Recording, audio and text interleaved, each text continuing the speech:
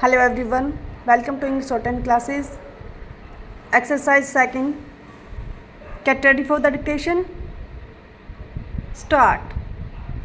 A suit was instituted in 1950 before the civil judge at Faizabad by a Hindu worshipper Gopal Singh Vishard, seeking a declaration that according to his religion and custom he is entitled to offer prayers at the main Janambhumi temple near the idols.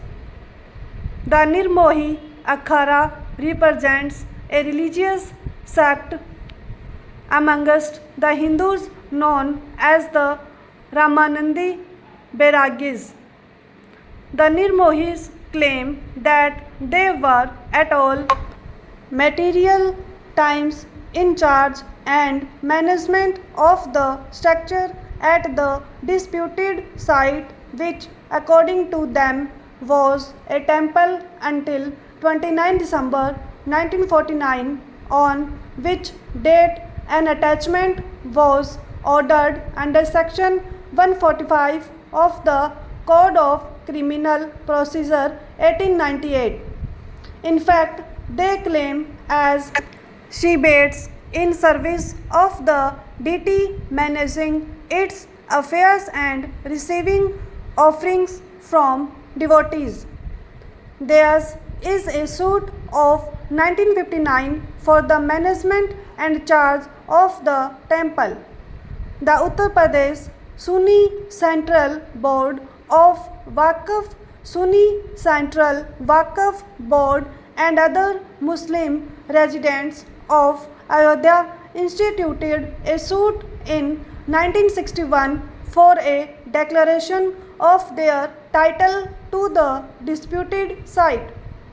According to them, the old structure was a mosque which was built on the instructions of Emperor Babur by Mir Baqi, who was the commander of his forces following the conquest of the subcontinent by the Mughal emperor in the third decade of the 16th century. The Muslims deny that the mosque was constructed on the site of a destroyed temple. According to them, prayers were uninterruptedly offered in the mosque until 23 December 1949, when a group of Hindus desecrated it by placing idols within the precincts of its three-domed structure with the intent to destroy, damage and defile the Islamic religious structure. The Sunni Central Waqf Board claims a declaration of title and, if found necessary, a decree for possession. A suit was instituted in 1989 by a next friend on behalf of the deity Bhagwan Shri Ram Virajman and the birthplace of Lord Ram, Asthan Shri Ram Janambhumi. The suit is founded on the claim that the law recognizes both the idol and the birthplace as juridical entities.